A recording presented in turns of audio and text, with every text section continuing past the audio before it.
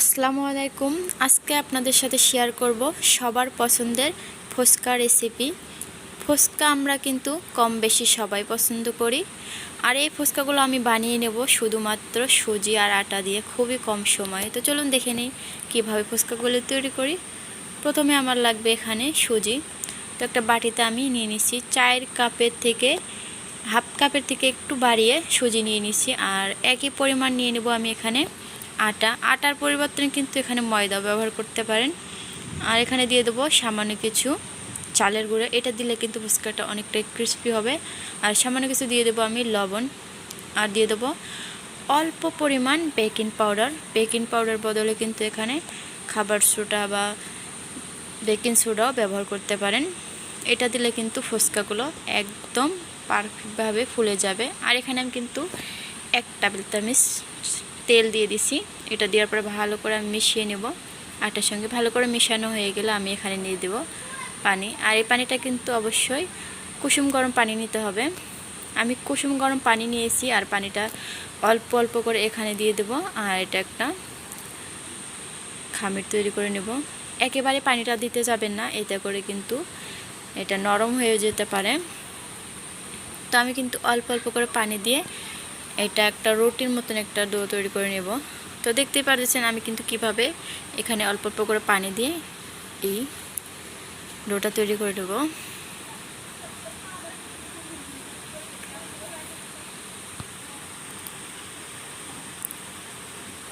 এটা কিন্তু আমার মোটামুটি রেডি। আর এই ডোটা কিন্তু একেবারে বেশি শক্ত না আবার নরমও না, এরকম একটা ডো তৈরি করে নিতে হবে। আর এদিকে আমি সুতির একটা পাতলা কাপড় নিয়ে নিচ্ছি, এটা দিয়ে ঢাকা দিয়ে তারপর আরেকটা ঢাকনা দিয়ে রেখে দেব এক সাইডে আধা ঘন্টার জন্য।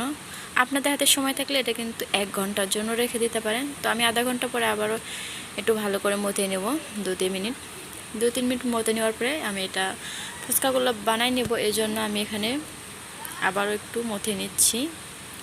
আর এদিকে কিন্তু আমি একটা বেলুন পিড়া নিয়ে নিচ্ছি রুটিগুলো বানানোর জন্য।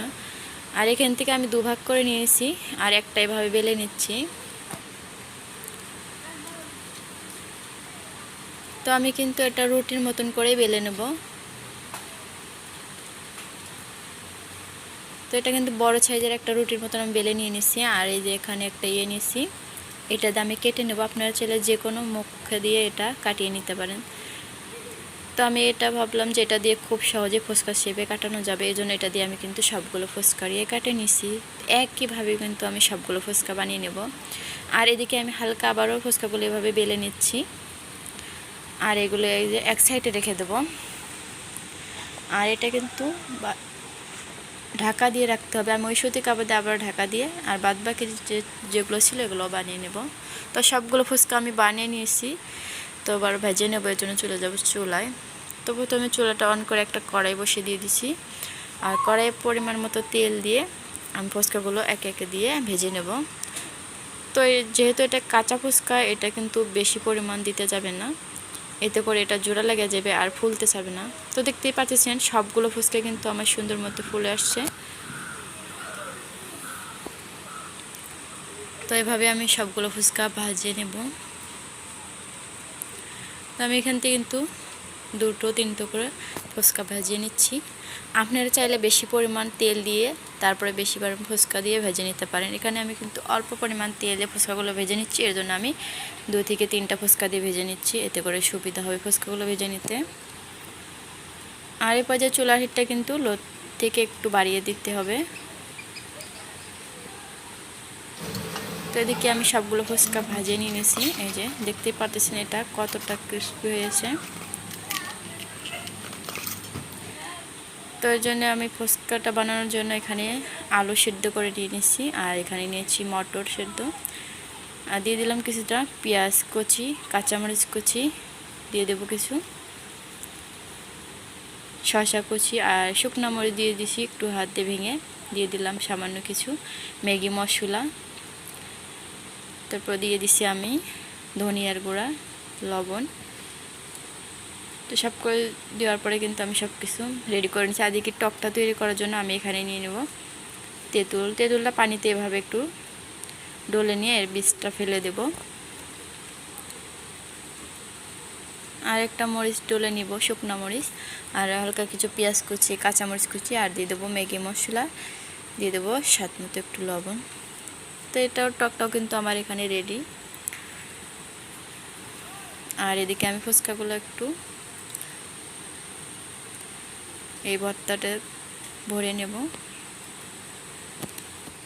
খুব সহজে কিন্তু ঘরে বসে ফুচকাগুলো বানানো যায়, আর খেতেও ভীষণ মজা হয়, আর খুবই কম খরচে অনেকগুলো ফুচকা বানিয়ে নিতে পারবেন। তো দেখতে পাচ্ছেন আমি কিন্তু অনেকগুলো ফুচকা বানিয়ে নিয়েছি। তো সবগুলো ফুচকায় কিন্তু আমি এভাবে একটু ভর্তা ভরে নিচ্ছি। আর এই যে ফুচকাগুলো আমি বানিয়ে নিয়েছি, আর এদিকে কিন্তু অনেকগুলো ফুচকা আছে আরও। আর এদিকে আমি একটা সেদ্ধ ডিম নিয়ে নিয়েছি। আর এর আগে আমি এখানে দিয়ে দেবো কিছুটা শসা কষি। তো ডিমটা আমি কিন্তু এভাবে একটু গ্রেড করে দিচ্ছি এর উপর দিয়ে, খেতে ভালো লাগবে এটা দিলে। তো ডিমটা আমি দিয়ে দিচ্ছি। তো আজকের রেসিপি কিন্তু এই পর্যন্তই। আশা করি আজকের রেসিপি আপনাদের খুবই ভালো লেগেছে। যারা আমার ইউটিউব চ্যানেলটি দেখছেন তারা অবশ্যই আমার চ্যানেলটিকে সাবস্ক্রাইব করে দিবেন, আর যারা ফেসবুক থেকে দেখছেন একটা লাইক দিয়ে ফলো দিয়ে রাখবেন। তো সবাই ভালো থাকবেন, সুস্থ থাকবেন। আল্লাহ হাফেজ, আসসালামু আলাইকুম।